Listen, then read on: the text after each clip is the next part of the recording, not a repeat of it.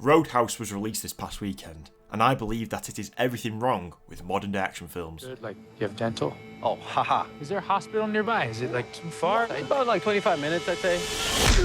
I just slapped you. Are you alright? So, going into this one, I had quite a lot of hope. It's directed by Doug Liman, it's got Jake Gyllenhaal, who's one of my favourite actors working today. You know, if you look at Brokeback Mountain, Nightcrawler, even his most recent films, he's been really, really solid across the board in everything that he's done.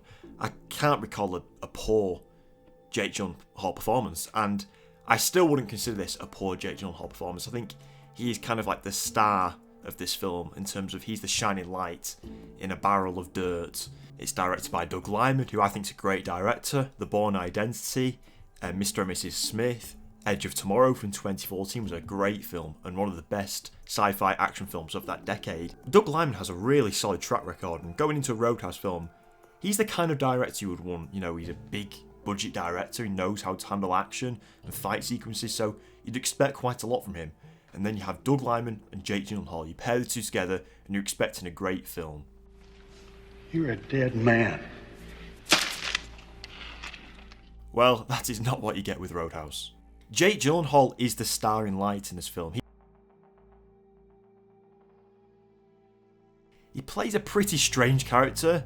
It does feel like his character is on the spectrum at times. He's really socially awkward and quiet, and we don't really learn much about him. It's kind of the opposite of how Patrick Swayze played Dalton in the original film. So Gyllenhaal did take a very different approach to what Swayze did, but I think something that must be said is nobody was ever going to be able to replicate how Swayze played Dalton in that 1989 original Roadhouse film. It's an incredible performance, and the original Roadhouse film isn't an Oscar-winning film. It's not a great film by the standards of technically and even story-wise. It's not incredible. It's not a work of art, but it knows what it is. It's a great B-movie, and it was one of the best of that generation and one of the best B-movies of the 80s because the characters had chemistry. There was solid direction, great comedy, and a great script which really keep it together, followed by a great soundtrack. And obviously Patrick Swayze, he completes that film and he makes it a great film which has turned it into a cult classic for many years now. And like I said, nobody was ever expecting Jake Gyllenhaal to give a Patrick Swayze-esque performance, but it's very shallow. It's a very shallow performance. There's not much to it, and it's a strange decision that they made with the character. The character is essentially suicidal. He's very awkward, and socially, he has absolutely no chemistry with him. Prepare to die. You are such an asshole. And they try and throw this romance together between him and this Portuguese actress, and she was absolutely terrible in this film. I think Hollywood must have owed her some debt. There is absolutely no chemistry.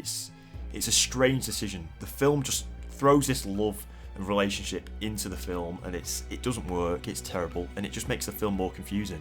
Conor McGregor is more Conor McGregor than ever before.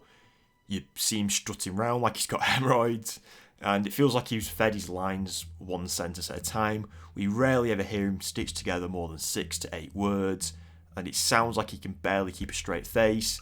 Don't think he was absolutely terrible in this film. It kind of worked for what it was going for, but the main weak point of this film in terms of acting and line delivery was the villain played by Billy Magnussen. And Billy Magnussen's a solid actor in terms of, I've seen him in No Time to Die and a few other films, and that's what's baffling to me. All of these actors have done work in the past and pretty recently that has been fairly solid and good work.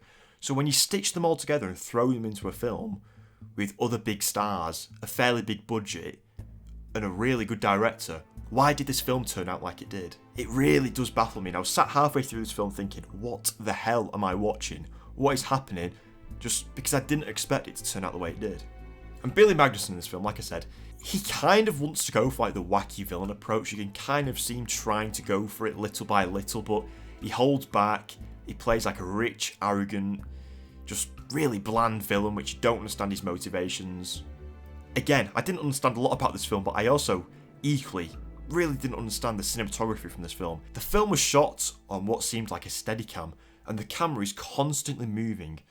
And it is stable. The camera is stable. It feels like it's slowly moving, and it kind of gave me motion sickness. If you watch any of the scenes from the trailer from this film, you can slowly get a grasp of it, but you can truly understand it once you watch the film in its entirety. Throughout scenes, the director rarely ever uses a tripod to lock off a shot, and we just see the camera moving slowly, and to me, it made this film seem incredibly cheap. And now I couldn't help but think, has this film been shot within like 2 to 3 weeks, it's been rushed together, Amazon Prime have dumped a load of money into it, and they've wanted a release fairly soon. The actors felt like they were doing their first take in the scenes, the script, it feels like a first draft, and there's no chemistry, the scenes don't work, the characters don't blend together, and there's a lot of strange storylines that we don't understand. The film tries to make you understand and feel this storyline between Jake Gyllenhaal's character Dalton and a little girl who works at a bookstore, and it does kind of come into play later on in the film, but the film, it kind of wants to make you feel sorry for Dalton and understand him, but he just seems like a socially awkward guy who's suicidal and on the spectrum and has absolutely no chemistry with everyone. And now one thing which really made me laugh throughout this film was the terrible CGI. The CGI was kind of like those free apps which you get from an iPad. And there's a scene during this film where Dalton gets attacked by a car, and this car looks like it's been sped up keyframe by keyframe by a little child who's been paid on Fiverr. It was absolutely terrible. It takes you out the film, but equally, it makes this film to the point where it's laughable and you can kind of laugh at it and have fun. So I guess that is a positive.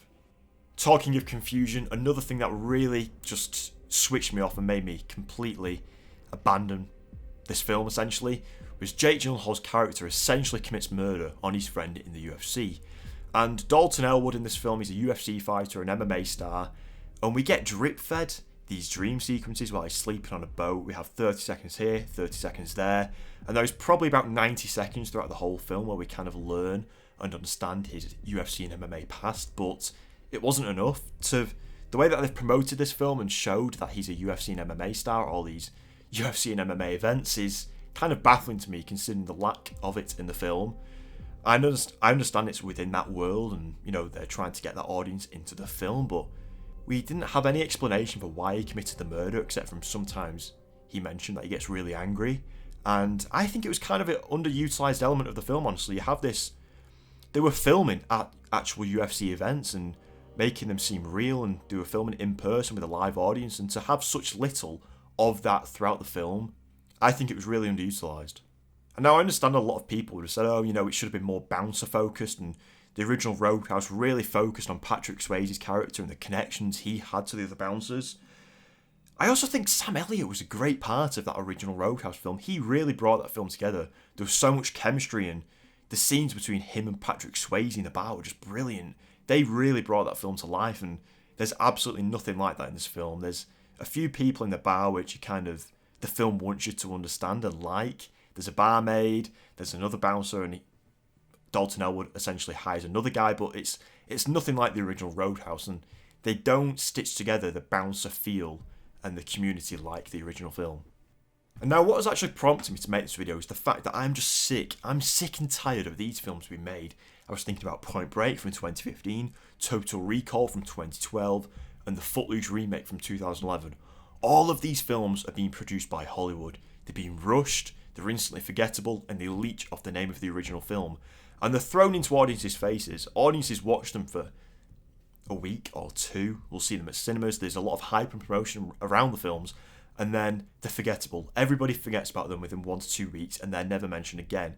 And they almost tarnish, and they are an insult to the original legacy of the films. You know, we have these cult classic films like Point Break, Total Recall, Footloose, and Roadhouse. They're all cult classics, and these remakes being thrown together and produced and launched in our face, they don't understand what worked in the original films, and they will never be able to achieve it replicating it with these big stars and a cheap, shitty script.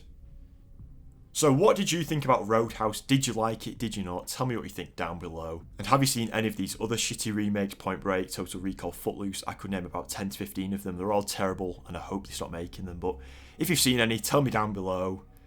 Yeah, I guess, what did you think about Roadhouse? Because I've heard a lot of people saying they had a lot of fun, it was a blast, and they'd want a film like that again, but I want the complete opposite. I want these films to end, and I hope Hollywood stop making them, because they're fine to watch for 90 minutes to 2 hours, but after that you kind of feel dirty and sick, and it's an insult to the original film. But thank you guys for watching. Please subscribe down below for more videos just like this. There's more coming very soon. Yeah, thank you for watching, and I'll see you in the next one.